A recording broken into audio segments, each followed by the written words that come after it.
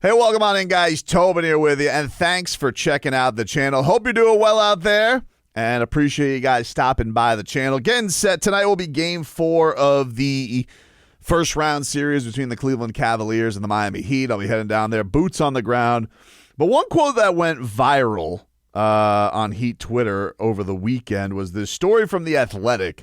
Tyler Herro, it's a story by Jared Weiss. And it says, Tyler Herro wanted to be the Heat's number one option. And now he's learning how hard it is. And it talks about, some of the things that Herro is facing in the Cleveland series. Obviously had a very good Game 2. Had a very piss poor Game 3. He's come under a lot of scrutiny in this entire series.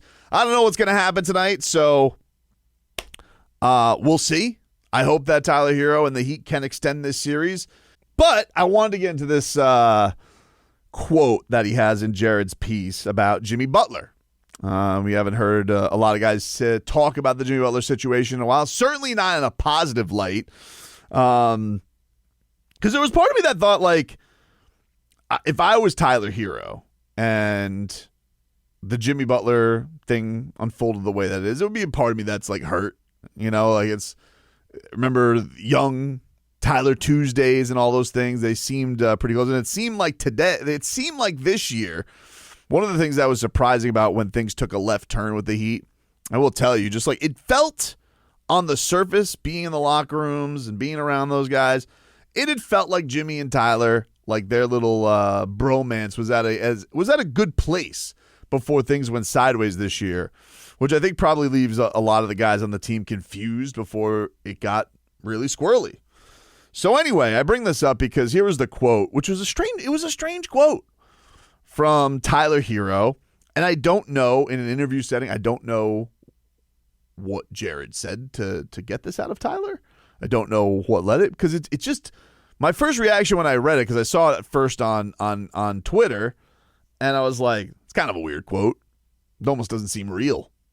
But went to the article, went to go see what it was all about, and this is what it writes. The Heat's guard spent much of the 124-87 Game 3 loss, the most lopsided defeat in Heat franchise history, swimming through a sea of bodies, unable to find the ball as Miami fell into a 3-0 series hole. Now Herro faces the distinct crossroads, wanting to prove that he could lead a team in the postseason while reflecting on what could have been if Butler never forced his way out.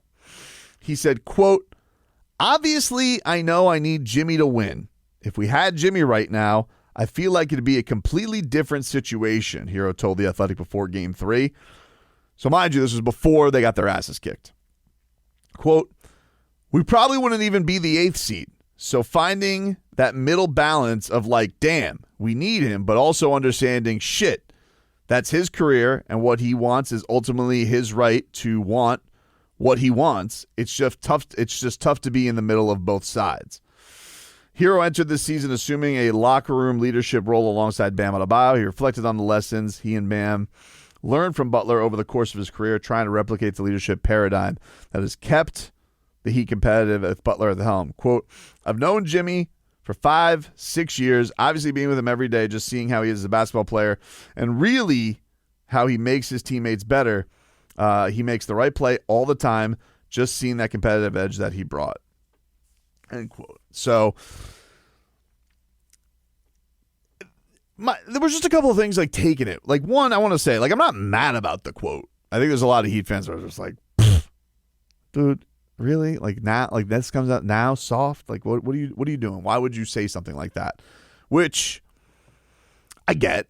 I mean, it's honest. It is an honest quote, because it's like, I think it's just the open of it, where it says, like, obviously I know I need Jimmy to win.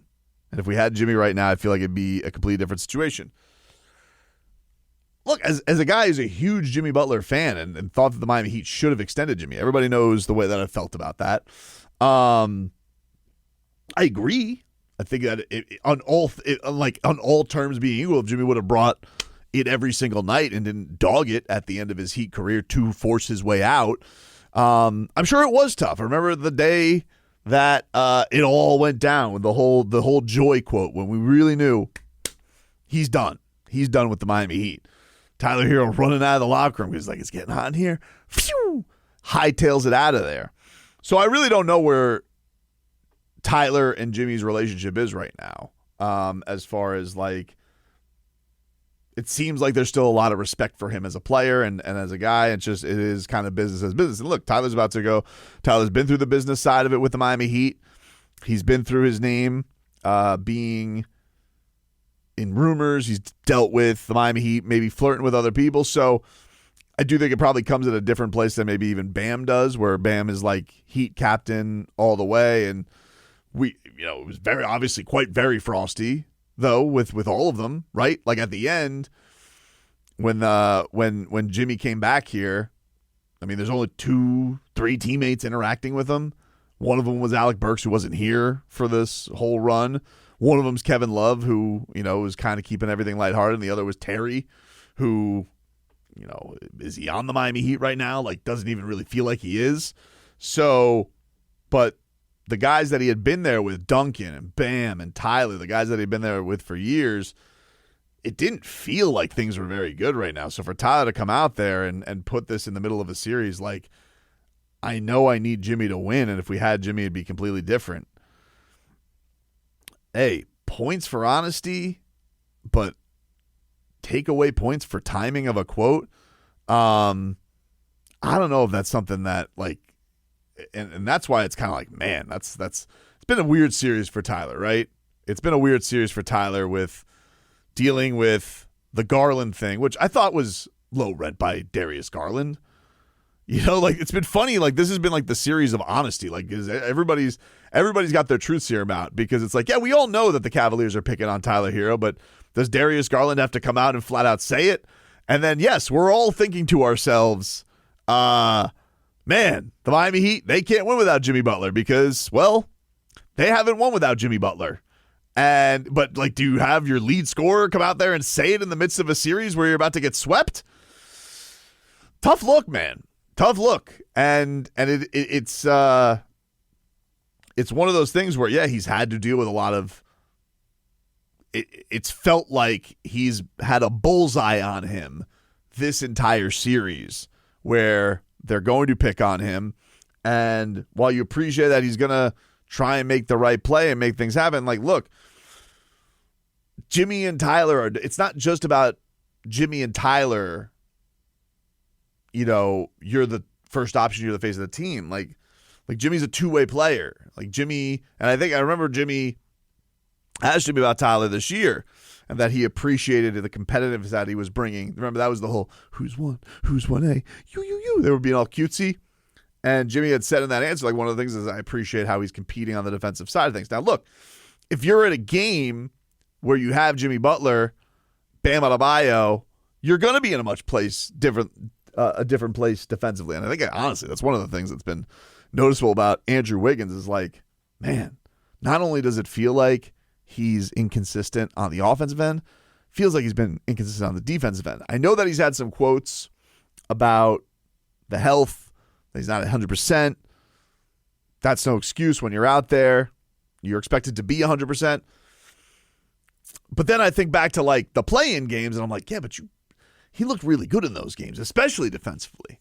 So I don't know what to make of it. I don't know what to make heads or tails of it. But and then the other thing is, like, look, Tyler says, well, we wouldn't have been an 8th seed. Very clearly, the Jimmy Butler drama weighed heavily on this club, and I do think played in part to them losing as many games in a row as they did. And, like, I get into arguments with Leroy about this all the time about, he's like, playing is playing. And I'm like, yeah, but this play-in was way worse than other play-ins. Like, the first time when they made the run as the play-in team with the Bucks, they were like a coin flip away from being the 6th seed, 5 seed. Like, there really wasn't a difference, right? That was kind of like, it was kind of like the West this year. This play-in group was kind of it was a real redheaded stepchild, outcast, misfit toys group of play-in teams. They were bad teams. And especially the idea that the Heat had to win 2 road games to get to this point with 37 wins on the season. So would they have been a 37-win team? I imagine they probably would have been better than that. I think the thing that's probably unfortunate about Tyler, and he says that he needed Jimmy to win, I think the thing that's probably unfortunate is, like, we'll never know from Jimmy's perspective, like, if he would have had this version of Tyler Herro, which I think is the best version of Tyler Herro, would that have ever been good enough? If they would have had this version of Tyler Herro in any of these runs, would that have been good enough? Or are his misgivings on defense and the fact that he is such a target for other teams, and, you know, that he can't really physically impose himself on series when they do throw a lot of bodies at him and take him out like that? Is he a playoff player? And it's like, yeah, you need Jimmy. Does Jimmy need you? Did Jimmy need you? And that's the thing that's the Heat are going to have to ask themselves about Tyler out of all of this, right? Is like, he is obviously a very talented player. He has worked his ass off to make himself an all-star. Hell, you know, I think has done a tremendous job of improving all the places that he can score, being a bombs ratio, even getting to the free throw line a little bit more. He's dealt with the call-outs, you know, but it's like, you know, he's had some weird ones this year where it's like, you know, this is a stranger. And then, like, even the other day where he's like, yeah, we're not going out 4-0. I'm like, that's not how you do that quote. You know, like, there needs to be a little bit of, like, polish on being the face of the franchise, you know, rally the troops thing, and saying things like, obviously I need Jimmy Butler to win. We're not going out 4-0. And, you know, wasn't it like in the All-Star break, we're not quite a contender. All of these things are very honest. But when you're like the leader of the team, if you're not, it never feels like it's in the mold of like saying something to call out your franchise. It's always just kind of like, yeah, it is what it is. You know, it's like, oh, okay, well, but I think everybody who watches the team is wondering, like, yeah, but what are you going to do about this?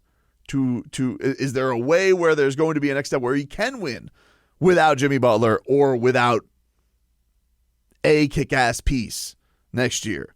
Right now, the answer with him and Bam, because I don't think you should skate on this, is no. Obviously, yes, they both seem to need Jimmy Butler very, very much. But I think that the Heat are going to be, when they get to this extension time with Tyler Herro, and you're seeing the quotes from the Cavaliers, and you're seeing performances like he had in Game 3. Hopefully he'll bounce back tonight. We'll see. Maybe this will be super dated and stupid by the time it's on the other side. You see the quotes like he had to Jimmy Butler, and then you're going to come around and you're going to be like, yeah, but I want $50 million a year. It's like, this is the attitude of a max player? So, yeah, it was a weird one to read. I still don't know what I almost read it and I was like, is he being sarcastic in this quote? Is this like, was he kind of like scoffing? Because I know Tyler can kind of have that sometimes where he's like, maybe he's asked something ridiculous and he'll say something, but he's very monotone. So if you don't know or not around Tyler all the time, which this reporter's not, you know, he can say something that's like, sounds flippant, but is kind of just like, oh yeah, you know, he'll do this with defense. Like, no, I don't play any defense, you know, just as like a matter of fact. So it can read a lot worse than it sounds, which maybe that's the case with this. Because I was just like, man, I don't have a problem with honesty. As a member of the media, I appreciate honesty. But as somebody who roots for the Heat as well, I'm like, damn, that's a weird quote to have out there, and especially in the middle of a playoff series.